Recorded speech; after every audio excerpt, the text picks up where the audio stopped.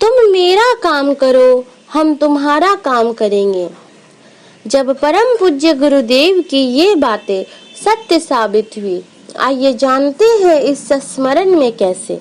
मेरी पत्नी को प्रायः पेट में दर्द बना रहता था। उस समय मैं बिहार में सरकारी नौकरी कर रहा था।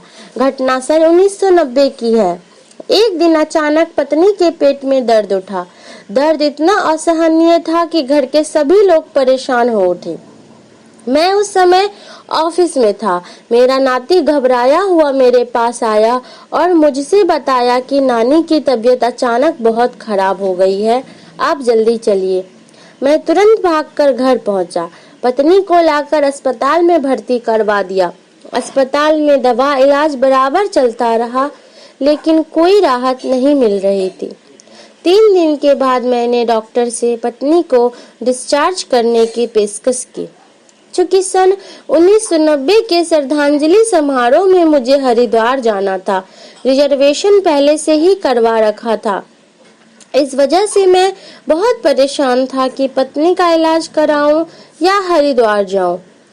पसोपेश की स्थिति में दिन बीतते रहे और अंततः वो दिन भी आ पहुंचा जिस दिन मेरी ट्रेन जलियांवाला बाग से हरिद्वार के लिए थी। मैं बहुत सोच में पड़ गया था कि क्या करूं। तभी याद आया गुरुदेव माता जी के आश्वासन, तुम्हारे घर परिवार के कुशल क्षेम का हम ध्यान रखेंगे। तुम मेरा काम करो, हम तुम्हारा काम करेंगे। मैं जिनकी शरण में हूँ वे सर्व समर्थ हैं, इस बात का संज्ञान था।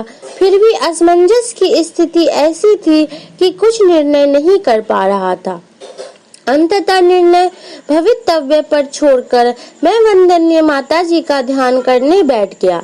द्रौपदी, ग्रह गजराज, ध्रुव, प्रहलाद, सुदामा जैसे अनेकों उदाहरण चलचित्र की भांति मस्तिष्क में उभरते रहे। ध्यान से उठा तो हमारी बुद्धि निश्चयात्मक हो चुकी थी। मैंने अपनी पत्नी से बड़े विश्वास भरे शब्दों में कहा कि अब तुम्हारा सब रोग सामान्य हो जाएगा। मैं माता जी से तुम्हारे लिए प्रार्थना करूंगा। उन्होंने सहर्ष स्वीकृति प्रदान की। मैंने तुरंत सामान उठाया तथा स्टेशन की ओर चल दिया। दूसरे दिन हरिद्वार पहुंचकर जब माता जी से मिला तो पत्नी के बारे में सारी बातें बताई। माता जी ने पत्नी का नाम तथा रोग के बारे में लिख कर देने को कहा और बोली, सब ठीक हो जाएगा। इसके बाद मैं श्रद्धांजलि समारोह के कार्यक्रमों में इस तरह तन मन से रम गया कि घर परिवार का फिर ध्यान ही नहीं आया। कार्यक्रम समाप्त हुआ तो मैं घर वापस आने पर पत्नी से दर्द के बारे में पूछा तो वो बोली कि आपके जाने के बाद से न जाने दर्द कहाँ चला गया। आज लगभग 21 वर्ष बीत गए, लेकिन अब तक वो बिल्कुल ठीक है। दर्द की कोई शिकायत नहीं है।